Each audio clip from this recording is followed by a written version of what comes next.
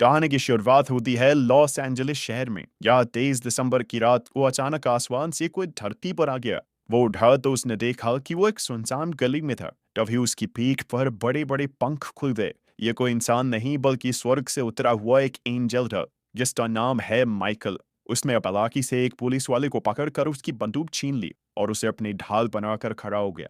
उसी बल अचानक दूसरे पुलिस वाले को दौरे पड़ने लगी और जल्द ही वो एक भयानक दरिंदे में बदल गया। उसके दांत बेहद नुकीले और आंखें काली पड़ गई थी। फिर उसने भारी आवाज में माइकल से पूछा, तुम मेरे ऑर्डर्स के बावजूद यहाँ क्या कर रहे हो? तब माइकल ने कहा कि अब वो किसी के ऑर्डर्स नहीं सुनने वाला, वो अपने हिसाब से चलेगा। इस पर वो पुलिस वाला कहने लगा, ऐसा है क्या? तुम भी उस बच्चे के साथ मारे जाओगे। और तभी उसने गोली चला दी जो सीधा दूसरे पुलिस वाले को जा लगी। माइकल ने अपनी जान बचाने के लिए उस पागल हो चुके पुलिस वाले पर गोलियां चलाकर उसे मार गिराया और फिर खुद पुलिस की गाड़ी में भाग निकला। असल में चार्ली प्रेग्नेंट थी मगर ये बच्चा जीप का नहीं था, लेकिन फिर भी वो इस बच्चे की देखभाल करना चाहता था। फिर अगले दिन जीप चार्ली को लेकर अपने पिता बॉब के रेस्टोरेंट में पहुंचा। फिर कुछ देर बाद काइल नाम का आदमी रेस्टोरेंट में आया। इसके अलावा वहां एक और परिवार भी रुका हुआ था जिनकी गाड़ी खराब हो गई थी और जीप उसे ठीक करने वाला था। जरूर आसमान में काले बादलों का झुंड देखा जो हर पल बढ़ता ही जा रहा था। इधर रेस्टोरेंट में बॉब ने रेडियो और फोन चलाने की कोशिश की पर किसी ने सिग्नल नहीं था। उसी समय ग्लैडिस नाम की बूढ़ी औरत रेस्टोरेंट में आई और अपना ऑर्डर देने के बाद वहां मौजूद सभी लोगों से बातचीत करने लगी। इधर चार्ली ने ग्लैडिस को उसका खाना लाकर दिया तो ग्लैडिस ने उससे उसकी प्रेगनेंसी के बारे में पूछा। फिर अचानक ग्लैडिस ने कहा कि उसका बच्चा भस्म हो जाएगा। यह सुनकर चार्ली हक्की बक्की नहीं थी और फिर ग्लैडिस ने एक बार फिर से वही डरावनी बात कही। वहां मौजूद सभी लोग उसकी बातें सुनकर हैरान थे और तब चार्ली गुस्से हुए वहां से चली गई। इसके बाद ग्लैडिस की आंखें काली हो गई और वो उसे बुरा भला कहने लगी। अब सैनबरा का पति हॉवर्ड अपनी पत्नी का साथ देने के लिए आगे बढ़ा तो अचानक ग्लैडिस उस पर कूद पड़ी और उसकी गर्दन पर काट लिया। उसने हॉवर्ड के मांस का टुकड़ा काटकर फेंक दिया और टेबल गिराकर कहा कि तुम सब के सब मारे जाओगे।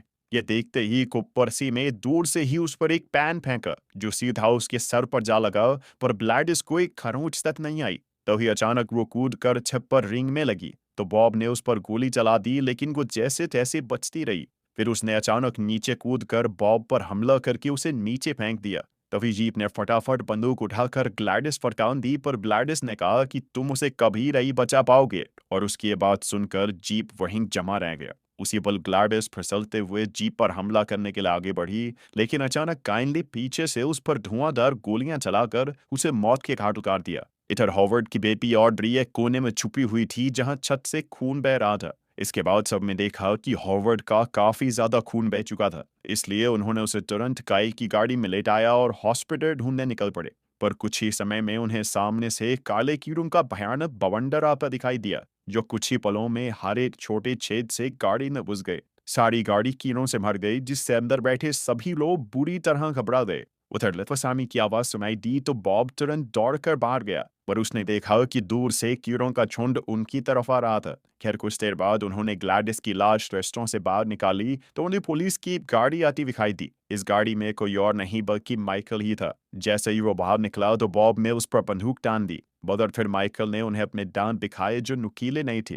फिर बॉब ने उससे बातचीत की तो माइकल को एहसास हुआ कि इन लोगों को पता ही नहीं है कि दुनिया का खात्मा शुरू हो चुका है। उसने बड़ी चालाकी से बॉब से बंदूक छीन कर उस पर तान दी, पर तभी पर्सी ने बीच में आकर उसे शांत करने की कोशिश की। फिर कुछ टाइडस जैसे ही वैशी इंसान जल्द ही उन पर हमला करने यहाँ आएंगे। फिर माइकल ने बॉब की बंदूक लौटा दी और अपनी गाड़ी से हथियार निकालकर सबको बांट दिए, लेकिन उसने चार्ली को सावधान करते हुए कहा कि किसी भी हालत में अपनी जान जोखिम में मत डालना। इसके बाद सभी जल्दी से रेस्टोरेंट में घुसे और वहां मौजूद टेबल्स और कुर्सियों की मदद से सभी खिड़कियां दरवाजे बंद कर दिए। अब उनके पास इंतजार करने के अलावा कोई चारा नहीं था।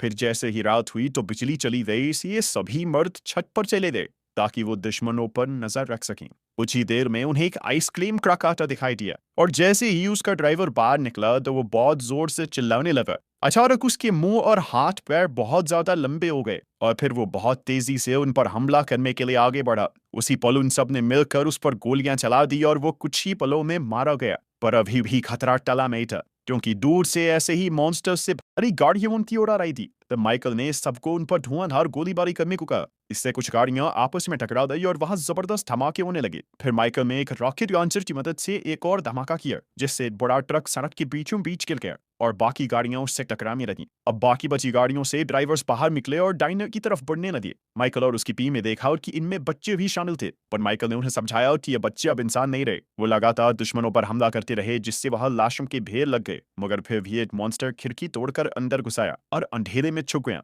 जीप को दिखाई नहीं दे रहा था कि वो कहाँ गोली चलाए, और ये मॉन्स्टर इसी मौके का फायदा उठाकर हॉवर्ड को खींच कर ले गया। अभी सारी औरतें उनकी मदद के लिए दौड़ी, पर उसी पर एक मॉन्स्टर की नजर चांदनी पर पड़ गई और वो उसे उठाकर चल पड़ा। तभी माइकल ने एन वक्त पर आकर उस मॉन्स्टर को मार डाला और चार्ली की जान बचाई, लेकिन इस चक्कर में दुश्मन हॉवर्ड को बंदी बनाकर ले गए। अब माइकल खिड़कियों पर गोलियां चलाने लगा, जिससे कोई और मॉन्स्टर अंदर न घुस पाए। इधर सैंड्रा अपने पति हॉवर्ड के अगवा होने पर उसे पागलों की तरह ढूंढ रही थी, तो माइकल ने उसे समझाया कि हॉवर्ड जा चुका है। फिर उसने चार्ली को भी डांट कर किसी भी तरह के जोखिम से दूर रहने को कहा। इसके बाद बॉब ने बीच में आकर उससे पूछा कि आखिर ये सब चल क्या रहा है। तब माइकल ने यह खुलासा किया कि भगवान अब इंसानों से नफरत करने लगे और वो चाहते हैं कि धरती से सभी इंसानों का खात्मा हो जाए। जो वहशी लोग उन पर हमला करने आ रहे हैं, वो सब भगवान के एंजल्स के वश में आकर ऐसा बर्ताव कर रहे हैं। माइकल ने बताया कि वो खुद भी भगवान का एक एंजल हुआ करता था। कुछ लोगों को विश्वास ही नहीं हुआ कि एंजल्स ऐसा भी कर सकते हैं, और बॉब तो भगवान में भी विश्वास नहीं करता था। तब माइकल ने कहा कि भगवान को भी अब इंसानियत पर विश्वास नहीं है। आखिरकार माइकल ने बताया कि वो यहाँ चार्ली के बच्चे की रक्षा करने आया है,